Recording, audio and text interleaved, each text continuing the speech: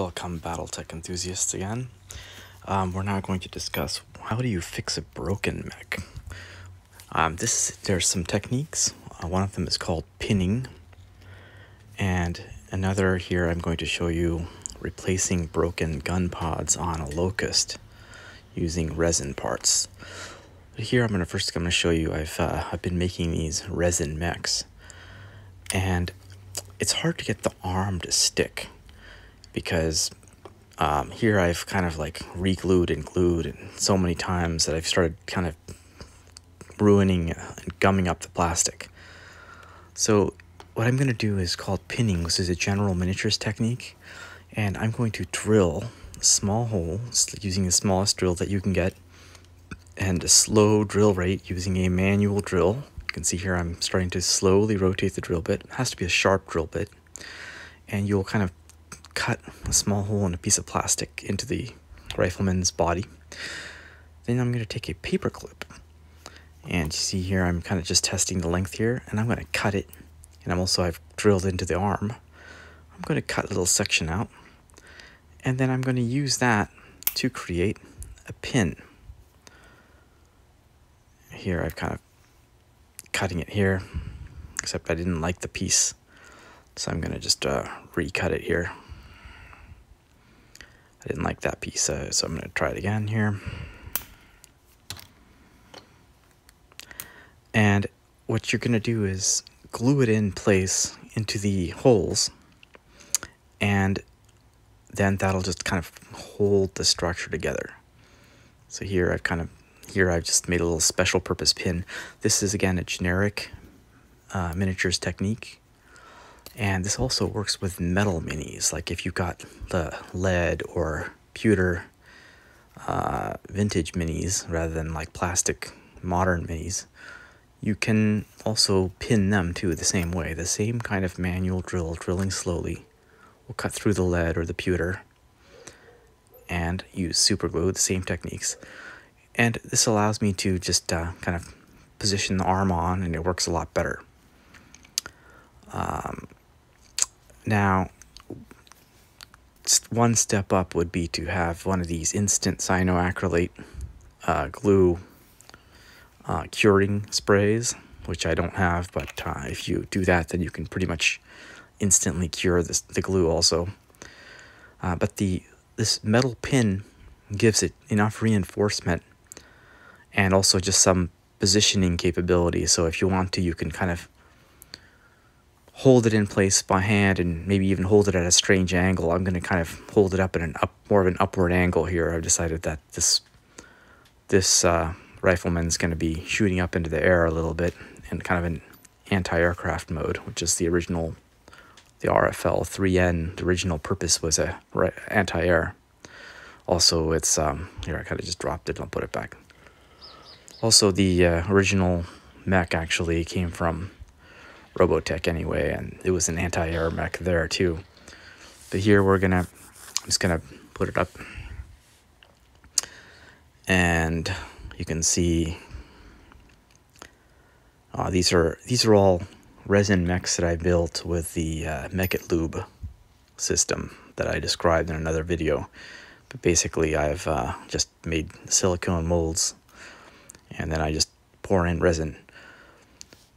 And then I've also built some molds for some terrain and some buildings. And then anytime I have a ruined mech and like the mech didn't come out or something out of the mold, I just kind of cut up the resin of the mech and throw it into the building mold, because that uses a lot more resin.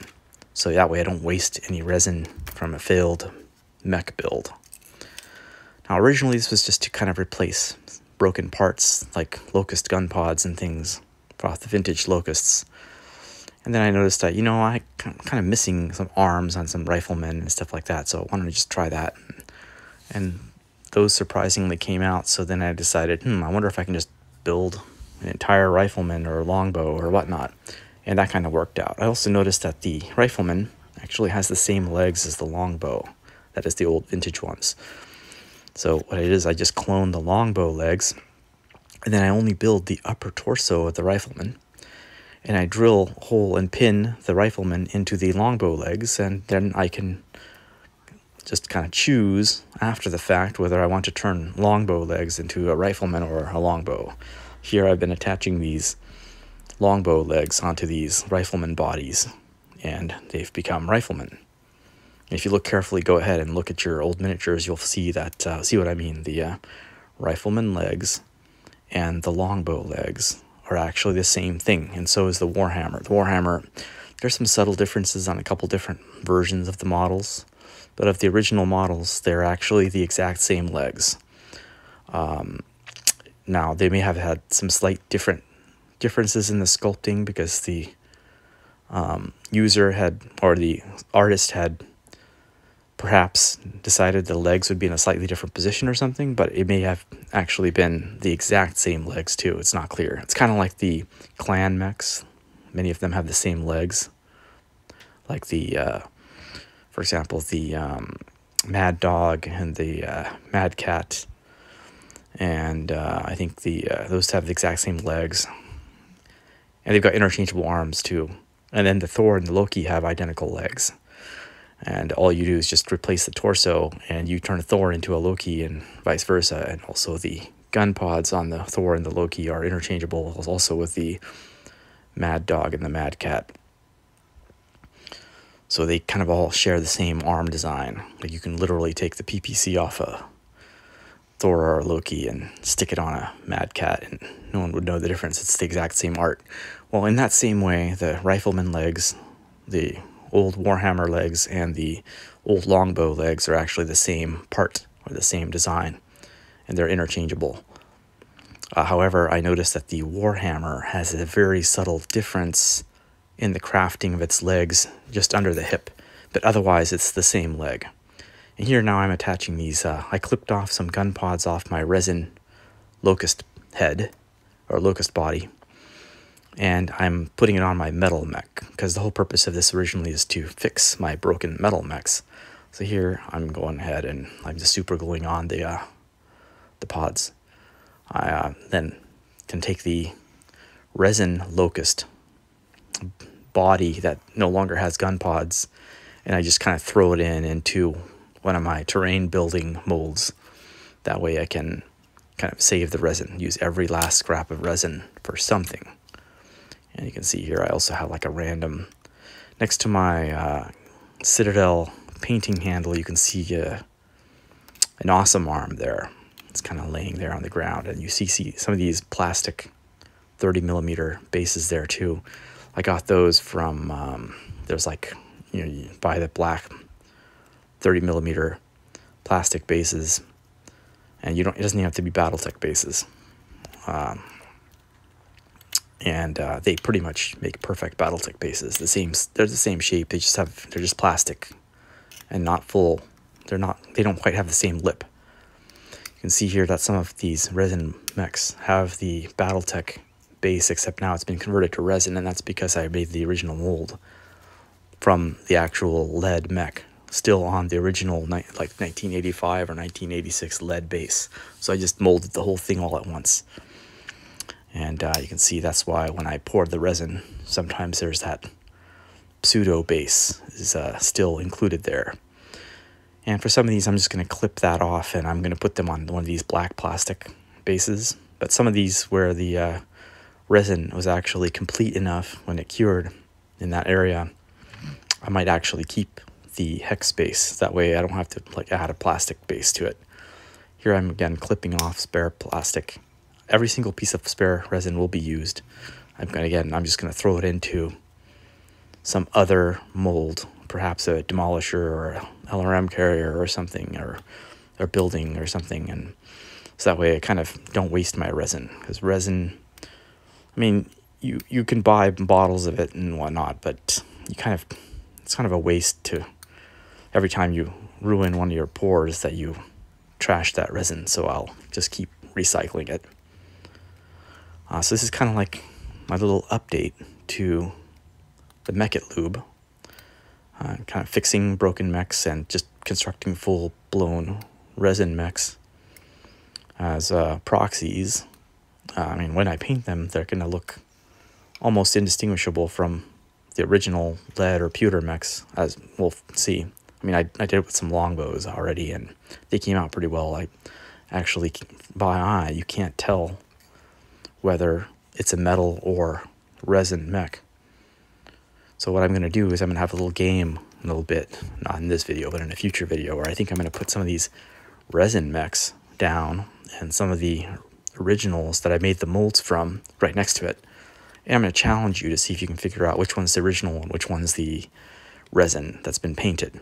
Both will be, of course, will be painted because the originals are painted. And I just, but then I will show you which one is the resin mech, and then you'll see whether or not you guessed right or not. Okay, so anyway, now I'm going to continue. Now I'm actually going to pin this archer arm on to. Remember, I cut off a broken archer arm off one resin mech, and I took another resin mech with the other arm broken. And I'm actually carefully, as you can see, I'm holding the arm and I'm drilling into it to create a pin connection in the arm. And I'm now going to, so I'm now slowly drilling. You have to be careful because the arm is kind of thin and the drill is not much smaller than the arm itself. So you can see I'm very slowly. You can't do this with a power drill. You have to do it with a manual hand drill, as in literally a manually operated drill. Okay, now I'm going to cut off the little piece of, the single paper clip can get you many pins for many mechs or many arms. Now I'm going to super glue it into the resin arm, and then I'm going to super glue the other end of the pin into the archer mech, which I'm also going to drill into. And then I'm now attaching the arm of the archer. It's a little bit off camera here because I had to bring it up close to my eyes so I could do it. Right here it is. Now I'm going to glue the archer arm itself. And putting the glue away here. And there it is. Now I'm now going to stick it together. And that metal pin will help align it and also strengthen it because the resin is broken there. With this pin, it actually will become pretty strong. It'll be stronger than the original resin by itself.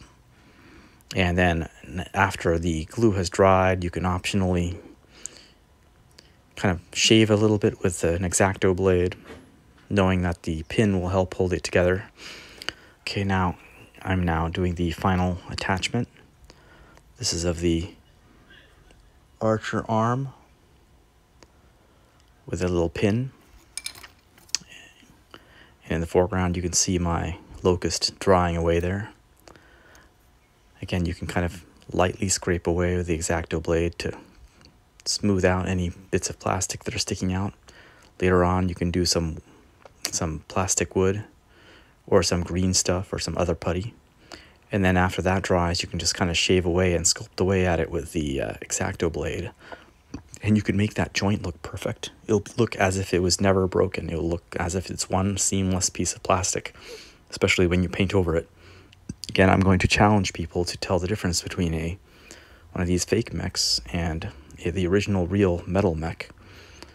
And then I will reveal the answer by zooming in on a flaw or showing the base or something like that, depending on how they're assembled. You might be able to see the original metal versus the resin flaws that you will see, and where I can point out the various parts of these assemblies. Here I'm kind of assembling the army of mechs that I've built up with the, and here's some LRM carriers and demolishers, basically my favorite mechs. I'm going to have a section where I paint each of these mechs for each house, each major house, so you can have a archer, a longbow, a rifleman, a demolisher, an LRM carrier, and I'm not sure yet what else, maybe either a battle master or a stinger, depending on what I get to work out in my molds.